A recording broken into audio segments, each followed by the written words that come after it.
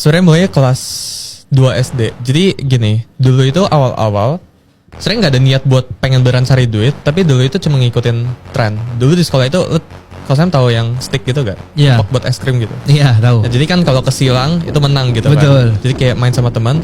Terus saya stick itu bisa diamplas dulu. Oke. Jadi gue jualin stick yang diamplas ke teman. Oke. Itu satu 2.000, 5.000. Tapi itu nothing lah. Cuma itu triggernya awal cari duitnya dari situ. Oke, 2 SD itu ya? 2 atau 3 SD lah pas itu. Gila, oke, terus? Nah, cuma itu ya itu nggak baik duit lah di situ. Cuma jadi addicted tanda kutip buat cari duit karena kayak Menarik feelingnya buat cari duit itu senang aja gitu kan cari duit pas itu. Jadi sejak saat itu dan nggak ada lanjut lagi tapi eventually coba-coba aja kayak misal pas itu pernah coba IG makeover ya kan jadi kayak ngerombak-rombak IG orang gitu kan buatin jadi post-post gitu kan rapiin gitu.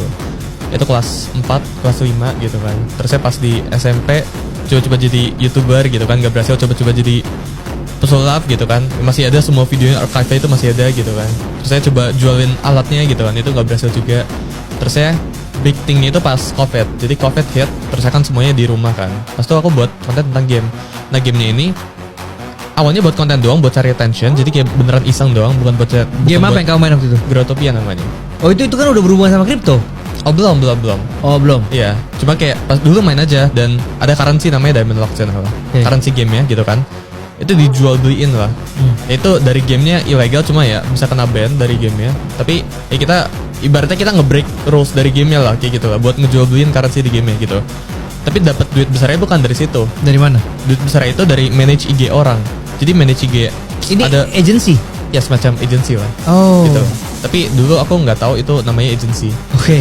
Tapi dulu pakai kayak IG page lu jelek gitu kan, sini gue urusin gitu kan, sini biar gue duit gitu. Jadi satu post bisa 100.000, 200.000 gitu kan. Oke. Dan itu ngurusnya pas tuh 3-4 lebih lah, at its peak lebih gitu kan.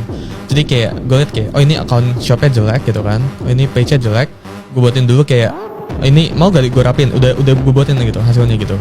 Pas kayak misal dibuatin trial dulu kayak misal 9 nih loh, kalau sama gue bisa kayak gini loh. Mau gak lanjut gitu kan, ini bayar nih, ceritain review 2 juta gitu misalnya gitu. Dapat ke 3-4 orang, tapi itu dapatnya 5-15an lah pas itu lah. Berarti 15 kali 20 juta kurang lebih? Enggak, maksudnya total 15 juta. Oh, total 15 juta. Total 15 itu duit juta. pertamamu yang kamu dapat tuh? Tapi awalnya pelan-pelan, Ya, nggak langsung segitu. Iya, maksudnya yang duit gede pertama itu 15 juta itu kan? Ya, tapi nggak exactly langsung ke transfer 15 gitu. Iya, Tapi pelan-pelan. Oke. Terus Dan- di umur berapa nih? 15-14 lah. 14 tahun. Iya. Oke, terus? Pas tuh mikirnya kayak, oh ini dapat UMR udah cukup lah. Tapi Iya, iya. eventually ya dapat terus kan gitu. Terus saya uangnya diinvestasiin ke saham. Waktu itu saham Iya. 2020 ya? 2020 kan populernya bukan kripto dulu, Betul. populernya saham dulu Betul, gitu kan. betul. Semua orang bicaranya saham. Jadi apa sih saham gitu kan? Betul. Coba invest gitu. Betul. Tapi investnya itu dipecah dulu. Jadi kayak stylenya itu pengennya main safe, terusnya kayak oh taruh ke BCA lah, taruh ke BRI. Semua itu dulu pakai atas nama orang tua. Jadi Paham. gue sama gue itu ada buku khusus sampai sekarang masih disimpan. Itu isinya kayak catat kayak dapat duit dari sini, dicatat debit, kredit gitu. Oke, paham. Terusnya kayak kalau taruh duit ke sekuritas gitu kan, itu dicatat juga gitu. Kayak taruh duit ke saham ini gitu kan, Iya. dan seterusnya gitu. Nah kebetulannya pas itu market crash kan, jadi kan COVID itu semuanya bottom berapa 30-40% semua saham itu akan crash kan. Jadi pas V-shape itu dapat banyak gitu. Betul. Dan V-shape itu mantul ya? ya V-shape itu kayak marketnya rebound gitu. Iya, oke. Marketnya naik gitu pas abis turun. Oke. Pas tuh nggak ngerti technical gitu kan, nggak ngerti trading, nggak ngerti apa-apa. Cuma pas tuh ngeliat ada pattern di marketnya, ada pola gitu Di saham ini? di saham. Jadi gue ngeliatnya kayak ini saham kenapa mondar-mandir, dia mondar ke atas 10%, ke bawah 10% dikit. Ini kayak bisa dimanfaatin, naik turun 10% gitu. Jadi dulu manfaatin kayak gitu. Jadi kayak bentar naik jual gitu, turun lagi beli gitu. Jadi ujung-ujungnya diakumulasiin total dapat 200 sampai 300-an dari crash Juta? itu. Iya juta. Itu umur 15-16. Wow. Iya. Oke, terus? Tapi setelah itu, ini kalau tokonya bangkrut, gue nggak dapat income lagi gitu kan. Jadi kayak caranya kayak gimana? Cara terbaiknya berarti harus cari source lain gitu. Nggak bisa dari sini, ini nggak bisa diandelin. Kepikiran pas tuh trading forex, gitu kan. Nggak tahu lah itu bisa dari mana. Pokoknya kayak pas tuh kayak how to make money online terus sebenarnya trading forex gitu. Oke. Terus saya coba trading forex itu beli kelas. Beli kelas forex, belajar. Iya. Oke, terus? Itu kayak spend pokoknya semua duit itu hampir 100 lah. Hampir 100 juta untuk Iya, belajar. Iya, itu spend gitu kan. Oke. Terus saya asalnya rungkat juga sama aja. Oh, gitu ya. dari Forex pun rugi juga. Rugi. Jadi kayak duit yang didapat dari saham plus dapat income juga kan per bulannya ini ditembakin ke forex.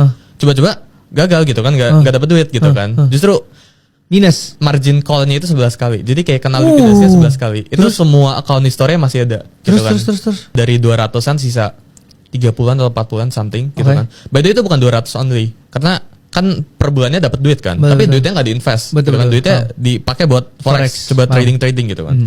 Akhirnya ngerasa kayak ini kenapa kayak gini gitu kan. Kayak berantakan gitu. Jadi forexnya di stop dulu. Terusnya pas itu ada salah satu konsep. Jadi di industri forex itu ada yang namanya prop firm gitu. Cuma secara singkat kita dimodalin trading gitu kan. Dan Jadi bagi hasil kan. iya, jadi kita bayar fee gitu kan. Kalau kita berhasil lolos sesuai kriteria mereka kita dibayarin. Kita Dapat komisi. dapat komisi berdasarkan hasil dari trading kita gitu kan. Iya. Misal kita prop firm itu turning point-nya mulai dari situ gitu kan. Awalnya coba trading gitu kan. Prop firm bayar fee gagal, bayar fee lagi gagal. Cuma ujung-ujungnya berhasil. Dan itu ada satu kali itu lempar $500 ya kan. Itu jadi 50.000 dan itu beneran strukturnya kayak udah ngerti gitu. Jadi Gimana cara $500 jadi 50.000? itu 3 bulan lemparnya. Masih ada semua history. Dari 8 juta 8 rupiah. juta jadi 800-an. Kali berapa tuh? Iya, itu baru Januari 2024 ini.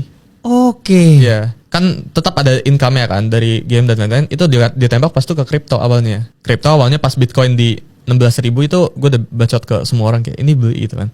Tapi mulai all in itu di 22, 23. Itu all in semua duitmu hartamu Iya, masuk semua situ. Iya, karena kayak harus berani dipelajarin berarti ini kriptonya gitu kan. Bitcoinnya harus dipelajarin gitu.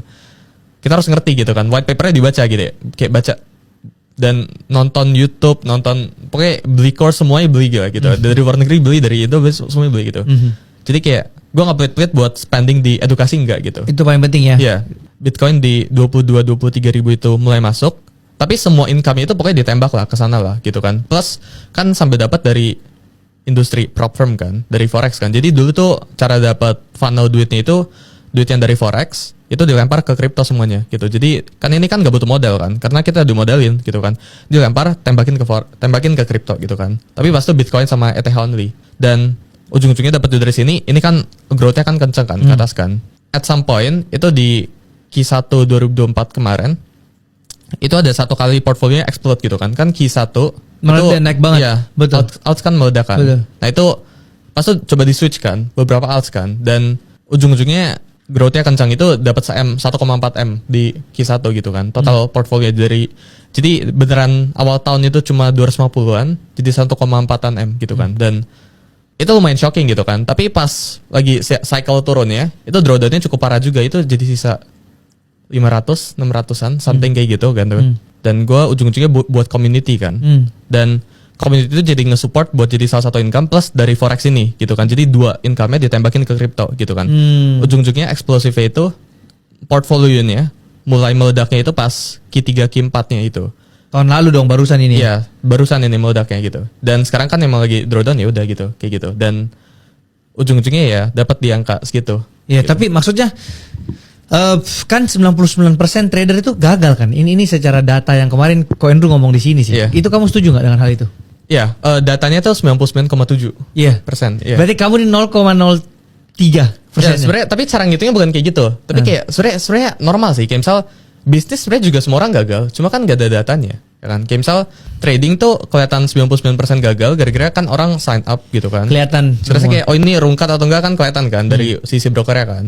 Minimal kalau lu buat bisnis kan nggak harus daftar dulu buat bisnis kan gitu. Betul. Sebenarnya nggak cuma trading sih, semuanya juga 99% juga gagal gitu kan. Cuma perkara ada datanya atau enggak sih, kayak gitu sih. Tapi kan kalau trading ini kan berarti sesuatu yang maksudnya secara psikologi juga kita harus stabil dan lain-lain. Iya. Nah itu susah banget kan. Kayak Iya. contoh kita jual terus tiba-tiba dia naik lagi. Iya. Padahal udah untung nih misalnya 50%, tapi dia gara-gara naik ke misalnya naik 300%, kita jadi sedih gitu loh. Iya. Itu sering terjadi. Ya itu kalau saya alamin.